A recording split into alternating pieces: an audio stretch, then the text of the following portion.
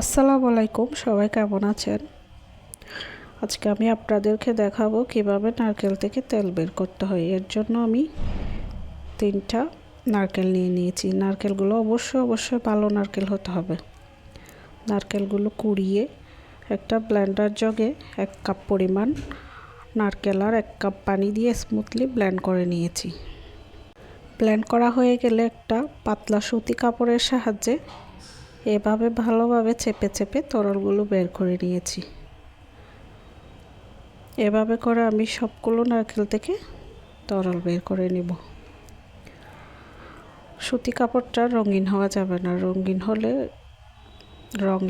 কাপড়ের রং লেগে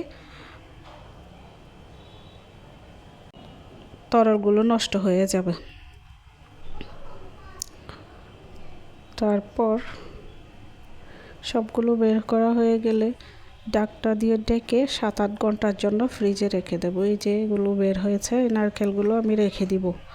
এগুলা দিয়ে আরেকটা রেসিপি করে দেখাবো আপনাদেরকে। 7-8 ঘন্টা পর ফ্রিজ থেকে বের করার পর দেখবেন যে উপরে ক্রিমের মতো বেশি উঠছে আর নিচে পানিগুলো আলাদা হয়ে গেছে। এভাবে করে আমি ক্রিমগুলো আস্তে আস্তে সরিয়ে নেব। সবগুলো ক্রিম ভালোভাবে সরিয়ে নেওয়ার পর অবশিষ্ট অংশগুলো এরকম ছাঁকনি দিয়ে ছেঁকে উঠিয়ে নেওয়ার পর মিডিয়াম টু লো হিটে চুলা জ্বালিয়ে দিব। প্রথমে থকথকে মনে হলেও আস্তে আস্তে জাল করতে করতে দেখবেন যে এগুলো টেক্সচার পরিবর্তন হয়ে যাচ্ছে।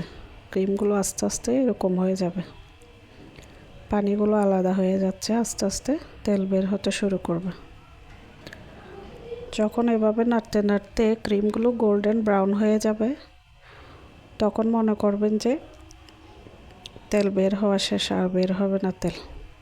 তারপর আমরা ঠান্ডা করে নিব। চুলা থেকে নামিয়ে নারকেল তেল কিন্তু বাচ্চাদের জন্য খুবই ভালো, উপকারী।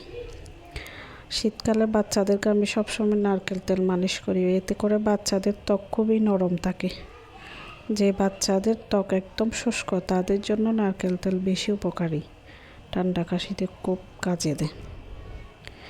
এই তো এভাবে করেই নিয়ে ফেললাম। এতে আমার 200 ml মতো তেল হয়ে